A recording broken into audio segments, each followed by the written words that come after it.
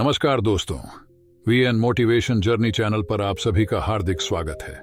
दोस्तों, जो लोग बुद्धिमान हैं वह यह जानते हैं कि शब्द हथियार की तरह होते हैं जिनसे किसी को भी बचाया जा सकता है या किसी को भी मारा जा सकता है। अब आप सोच रहे होंगे कि शब्दों से किसी को मारा कैसे जा सकता है, तो जरा सोचिए, ज्यादातर आत्महत्याओं के पीछे किसका कारण होता है? किसी के पति ने कुछ कहा, किसी के पिता ने कुछ कहा और उन लोगों ने आत्महत्या कर ली। ये आत्महत्या किसके कारण हुई?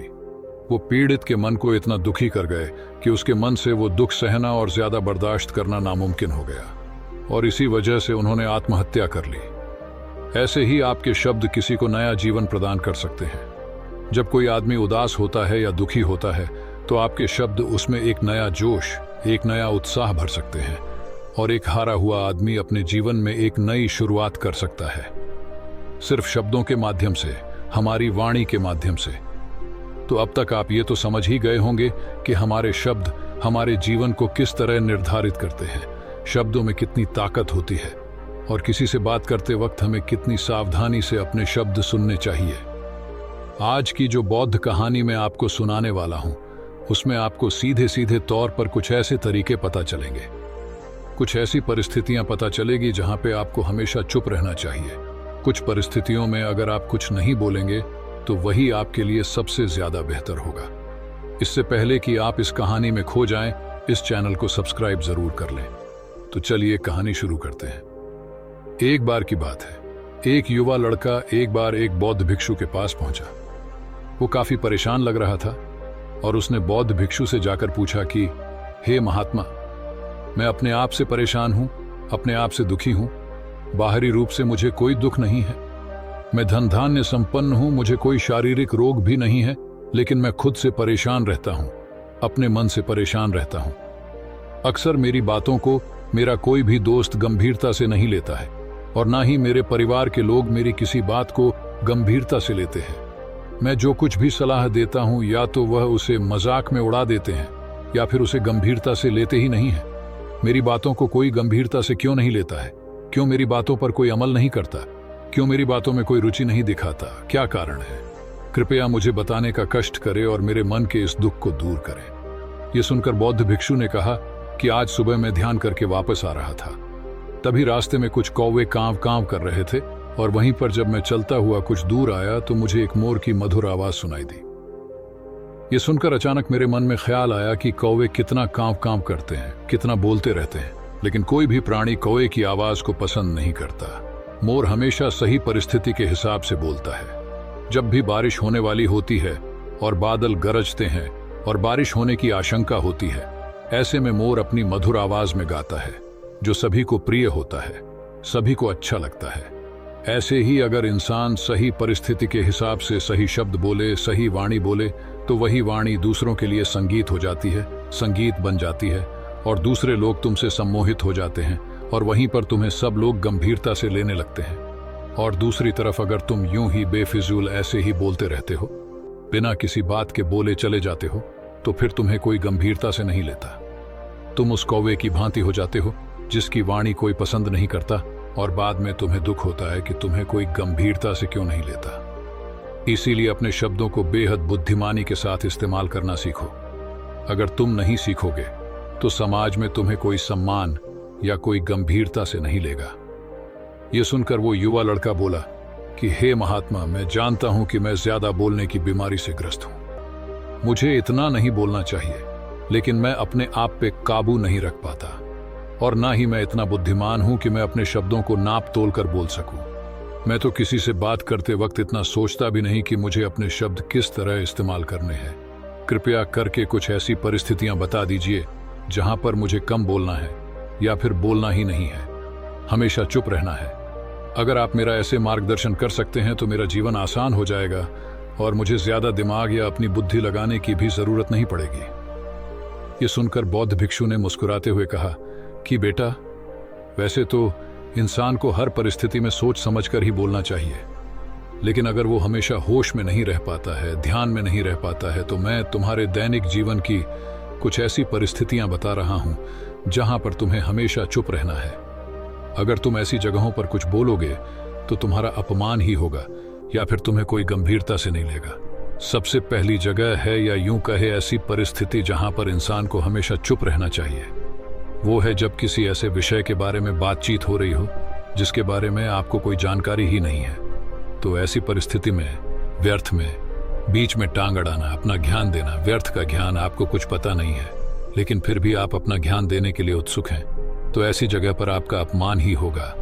जरा तुम खुद सोचो, जब कोई बीमार आदमी अपनी बीमारी के बारे में चर्चा कर रहा हो और आपको उस बीमारी के बारे में कोई भी ज्ञान नहीं है, लेकिन फिर भी आप व्यर्थ में, बेकार में उसे ऐसी ऐसी औषधियां बता रहे हैं जिनका उसकी बीमारी से कोई तालमेल ही नहीं है, तो ऐसे में आप अपनी प्रतिष्ठा अपने हाथों से खो रहे होते हैं और आपको पता ही नहीं होता। ऐसी परिस्थिति में आदमी को हमेशा सुनना चाहिए। ध्यान से सुनना भी एक कला होती है। अगर आप सुनने का दिखावा करेंगे तो कहीं ना कहीं सामने वाले आदमी को यह एहसास हो जाता है कि ये मेरी बात पूरे ध्यान से नहीं सुन रहा है। इसीलिए जब आपको किसी विषय के बारे में पूरी तरह से जानकारी ना हो तो वहां पर केवल अपने कान लगाना ही ज्यादा महत्वपूर्ण होता है, ज्यादा जरूरी होता है। आप उस इंसान की बातें ध्यान से सुन सकते हैं और इसी बीच आप दोनों के बीच एक संबंध पैदा होगा और वह संबंध सच्चा होगा, क्योंकि आपने उसके बात को बड़े ही ध्यान से सुना है और इस बात का पता सामने वाले को भी होता है। तो हम बिना कुछ बोले, सिर्फ सुनने मात्र से किसी को अपना दोस्त, अपना मित्र बना सकते हैं। इस बात को हमेशा ध्यान में रखना। दूसरी जगह जहां इंसान को हमेशा चुप रहना चाहिए वो है खाना खाते वक्त। खाना इंसान को हमेशा चुप रहकर खाना चाहिए, मौन रहकर खाना चाहिए। महात्मा बुद्ध और उनके भिक्षु हमेशा चुप रहकर भोजन करते हैं, शांत भाव से भोजन करते हैं, परिपूर्ण होकर भोजन करते हैं, पूरी तरह से करते हैं, एक एक टुकड़े का स्वाद लेकर भोजन करते हैं। और ऐसा भोजन जब आपके शरीर में पहुंचता है तो वो आपके अंग अंग तक ऊर्जा पहुंचाता है। अक्सर हम भोजन करते वक्त कुछ ना कुछ बोलते रहते हैं, कुछ ना कुछ सुनते रहते हैं, लेकिन मौन रहकर पूरा स्वाद लेकर उस भोजन को कभी नहीं करते। हम उस भोजन को करते वक्त आधे अधूरे ही रहते हैं और इसीलिए हमारा शरीर रोगों से ग्रस्त हो जाता है। जरा तुम खुद सोचो, बौद्ध भिक्षु हमेशा भिक्षा लेकर भोजन करता है और भिक्षा भी कितनी बिल्कुल मामूली सी, और वो भी एक वक्त भोजन करने के बाद भी वो इतने स्वस्थ रहते थे, इतने उत्साह, जोश और आनंद से भरे होते थे। और हम तो इतना खाना खाते हैं, इतनी सारी भोजन की सामग्री हमारे लिए उपलब्ध होती है, लेकिन हमारे शरीर में कोई ऊर्जा नहीं होती। इसका सबसे बड़ा कारण होता है कि हम अपना भोजन होश में नहीं करते हैं, परिपूर्ण होकर नहीं करते हैं, मौन रहकर नहीं करते हैं। इसीलिए अपना भोजन हमेशा मौन रहकर ही करो। तीसरी जगह जहां पर अगर आपने चुप रहना सीख लिया तो इसका मतलब यह है कि आपने अपने ऊपर विजय हासिल कर ली। जी हां, गुस्से में शांत रहना या चुप रहना इतना आसान नहीं होता है। अक्सर हम गुस्से से भरकर कुछ ऐसे शब्द या अपशब्द बोल जाते हैं जिसका पछतावा हमें हमेशा रहता है, लेकिन जुबान से निकला हुआ शब्द वापस नहीं हो सकता, उस शब्द को मिटाया भी नहीं जा सकता। अब वो जिंदगी भर हमारे दामन से जुड़ चुका है और वो गुस्से में बोला गया अपशब्द हमारे मन को समय समय पर बेचैन करता रहता है, दुखी करता रहता है। लेकिन गुस्से के वक्त चुप रहना सीखना भी एक बहुत बड़ी कला होती है। गुस्से में आदमी का अपने ऊपर काबू कहाँ रहता है, अपनी इंद्रियों को वश में कहाँ रख पाता है। इसीलिए इस कला को आप तभी सीख सकते हैं जब आप गुस्सा भी होश में रहकर कर पाए। जब भी आपको गुस्सा आए, आपके दिमाग में सिर्फ एक ही बात आए कि मुझे चुप रहना है, मुझे किसी से कुछ गाली गलौच नहीं करना, किसी को कोई अपशब्द नहीं बोलना। और जब ये विचार गुस्से के साथ जुड़ जाता है और धीरे धीरे ये आदत बन जाता है तो आप अपने गुस्से को भी काबू में करना सीख जाते हैं। जब भी कभी गुस्सा आए तो किसी को कुछ बोलने की बजाय कुछ शारीरिक व्यायाम करना शुरू कर दो। उछलना, भागना, दौड़ना, जिम करना, कुछ भी आप ऐसा व्यायाम कर सकते हो जिसमें आपका शरीर थक जाए। आप पाएंगे कि जब आपका शरीर थक जाता है तो आपका मन भी शांत हो जाता है। आपने उस गुस्से की ऊर्जा को एक सकारात्मक रूप दे दिया। और यही बुद्धिमान व्यक्ति की पहचान होती है, जो दूसरों के तानों से भी अपना घर बना लेता है, अपनी कामयाबी के रास्ते निकाल लेता है। वही सच में बुद्धिमान आदमी है जो जहर को भी दवा बनाकर इस्तेमाल करना सीख जाए, वही असली बुद्धिमान होता है।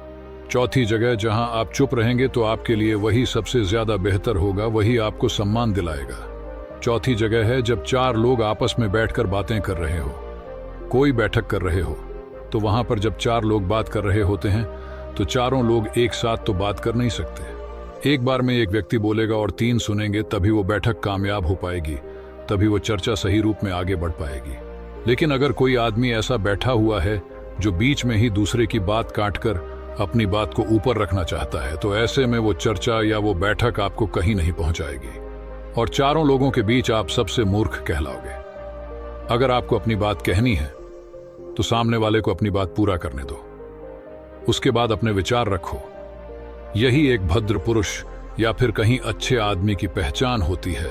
और आखिरी जगह, अगर हमारे माता पिता हमें कुछ कह देते हैं, हमारे बड़े बुजुर्ग हमें किसी बात पर डांट देते हैं या हमें थप्पड़ भी मार देते हैं, तो ऐसी जगहों पे आपका चुप रहना ही उनके प्रति सम्मान दिखाएगा, उनके प्रति आदर का भाव व्यक्त होगा।